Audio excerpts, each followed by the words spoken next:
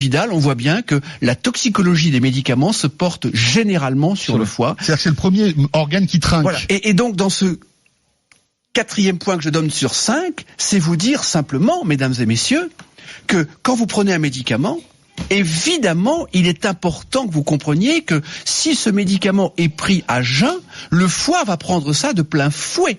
Donc, d'une façon générale, il faut prendre les médicaments au moment des repas, et notamment pour les feralgan, et notamment pour le paracétamol, qui est un médicament qui est pris par certaines ou par certains comme des bonbons.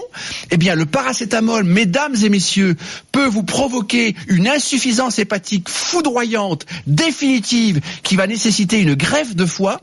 Donc, le paracétamol, c'est jamais entre les repas, Christian, c'est obligatoirement pendant les repas.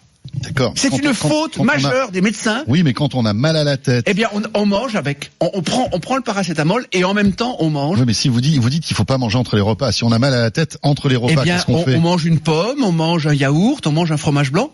Avec, ça permet d'accompagner et de préserver le foie parce que si vous voulez, je connais des patients. En gros, pas de Doliprane à jeun, quoi. Voilà, jamais, pas de paracétamol entre les repas. Et si vous prenez un paracétamol, l'ibuprofène, même chose. C'est pareil, c'est encore pire. C'est une bombe nucléaire parce que c'est pas le fait de prendre un ibuprofène comme ça dans la vie. C'est quand on prend de l'ibuprofène, il y a des gens qui en prennent, mais vraiment tout le temps. Et ça ne va pas. Et l'aspirine, c'est mieux ou pas ? L'aspirine, ça a surtout un impact sur l'estomac et ça fait saigner et ça peut donner des gastrites. Donc les aspirines à 1000 mg, n'en parlons pas, parce que là, non, mais on a mal à la tête, par exemple. Vaut mieux prendre. On s'éloigne un petit peu. Paracétamol, ibuprofène ou aspirine, absolument. Plutôt paracétamol. Absolument. Alors je résume.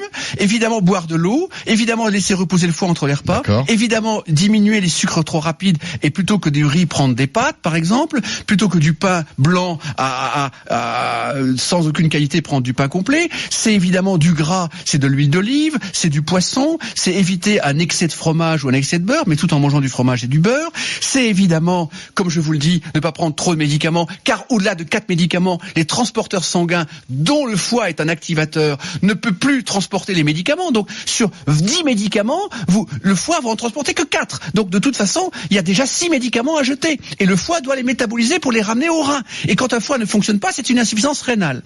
Et dernier point majeur, alors là, le 5e point, si vous voulez garder un foie, et je vais résumer le tout si vous le permettez, c'est évidemment un verre d'alcool pendant un repas.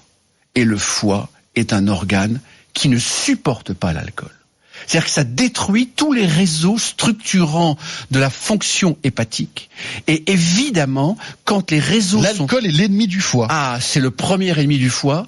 Le deuxième ennemi du foie, et là je vais le dire maintenant, c'est l'hyperstress, c'est la fatigue, et j'en parlerai pas aujourd'hui, j'en parlerai dans une prochaine émission sur le stress, mais concrètement, l'alcool plus le stress, plus le tabac, plus manger entre les repas, fait que le foie ne va pas résister un siècle. C'est-à-dire qu'un foie, c'est fait pour un humain qui peut vivre 3 siècles, sans aucun problème.